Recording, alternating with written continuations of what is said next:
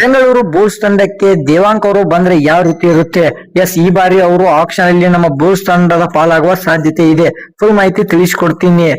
ಮೊದಲನೇದಾಗಿ ಸಬ್ಸ್ಕ್ರೈಬ್ ಮಾಡಿದ್ರೆ ನೋಡ್ತಾ ಇದ್ರೆ ಹೊಸೊಬ್ರು ಸಬ್ಸ್ಕ್ರೈಬ್ ಮಾಡಿ. ನಾನು ಯಾವುದೇ ಒಂದು ಸ್ಪೋರ್ಟ್ಸ್ ಬಗ್ಗೆ ವಿಡಿಯೋ ಹಾಕಿದ್ರೆ ನಿಮ್ಮ ಮೊಬೈಲ್ಗೆ ನೋಟಿಫಿಕೇಶನ್ ಬರುತ್ತೆ. ದಯವಿಟ್ಟು ಸಬ್ಸ್ಕ್ರೈಬ್ ಮಾಡ್ಕೊಳ್ಳಿ. ದೇವಾಂಕ್ ಅವರು ನಿಮ್ಗೆ ಗೊತ್ತಿರಬಹುದು, ಕಳೆದ 2 ಸೀಸನ್ ಗಳಿಂದ ಚೆನ್ನಾಗಿ ಪರ್ಫಾರ್ಮ್ ಮಾಡ್ತಾ ಇದ್ರೆ. ಸೀಸನ್ 12ರಲ್ಲಿ ಬೆಂಗಾಲ್ ತಂಡಕ್ಕೆ 2,20.5 ಕೋಟಿಗೆ ಅವರು ಸೋಲ್ಡ್ ಆಗಿದ್ರು. ಬಟ್ ಅಷ್ಟೇ ಚೆನ್ನಾಗಿ ಪರ್ಫಾರ್ಮ್ ಮಾಡಿದ್ದಾರೆ. 272 ರೈಟ್ ಪಾಯಿಂಟ್ ಅನ್ನ ತೆಗೆದುಕೊಂಡ್ಬಂದಿದ್ದಾರೆ. One of the best raider ಆಗಿ ಹೊರಹೊಮ್ಮಿದ್ರು. ಬಟ್ ದೇವಾಂಕ್ ಅವ್ರಿಗೆ ಬೆಂಗಾಲ್ ತಂಡ 2,20,00,000 ಹಣವನ್ನ ನೀಡಿದೆ.